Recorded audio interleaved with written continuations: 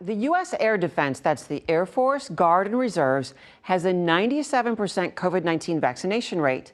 For the remaining 3% without exemptions, the time to get the shot is now. KETV Newswatch 7's Bill Shammert investigates why many from the Metro would refuse on religious grounds and risk their careers in the process. In August, the U.S. military's mandatory vaccination policy will turn 1 year old. Now it's turned into a fight in the courtroom, with dozens saying not only is the mandate unfair, it's illegal. For Kent Snyder, the hat on his head isn't just a symbol of patriotism. I love the Air Force. I don't want to leave. It's a way of life and a way to provide for his family. I do everything for them. The technical sergeant, emotional because that way of life could soon end. My next step is separation orders. So it's been a pretty rough couple of months. He's one of 36 airmen who filed a joint lawsuit in the 8th U.S. Circuit Court of Appeals. They've all refused the vaccine. The suit saying, quote, "The airmen are now being denied the very liberty they pledged to protect." Each has a sincere religious objection to receiving a COVID-19 vaccination. Their attorney, Chris Kobach.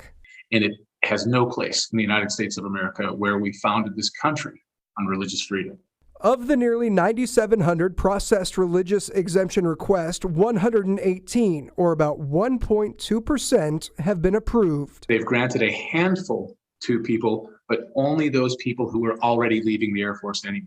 They have not granted a single one purely on the basis of the religious accommodation request. A lot of these military members are citing deeply held religious views, going back to the research and development of that vaccines, saying fetal or stem cells were used.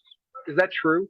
The mRNA vaccines in their very, very most early developmental phase did have sort of proof of effectiveness testing with some fetal cells. But Dr. Mark Rupp with UNMC is quick to point out all major religions have backed the COVID-19 vaccination. During a pandemic, I think that all of us need to pull together and do what we can for the common good. So the question of whether mandates work, clearly they work. For Master Sergeant Josh Welter, it's my belief that it changes my body too much and more than God intended. He's ready to sacrifice 15 years of active duty, financial stability for his family, and retirement pay to fight for what he believes in. I mean, the process that we're taking is a legal, ethical, and moral approach. How come they're not genuinely hearing us out? They will be heard by a judge, but not until September. Whether they'll still be part of the Air Force at that time is unclear. If I was told tomorrow, hey, sorry about your luck, you're done, man, that's a big hit. I'll have to find a job somewhere. Right now, they have July 29th circled on the calendar. That's when an injunction for a separate but similar case in Ohio runs out. Any day after that, they could get a final notice of forced separation. As for their case, attorney Chris Kobach tells us ultimately he believes it will wind up in the Supreme Court. Bill Shammert, KETV Newswatch 7.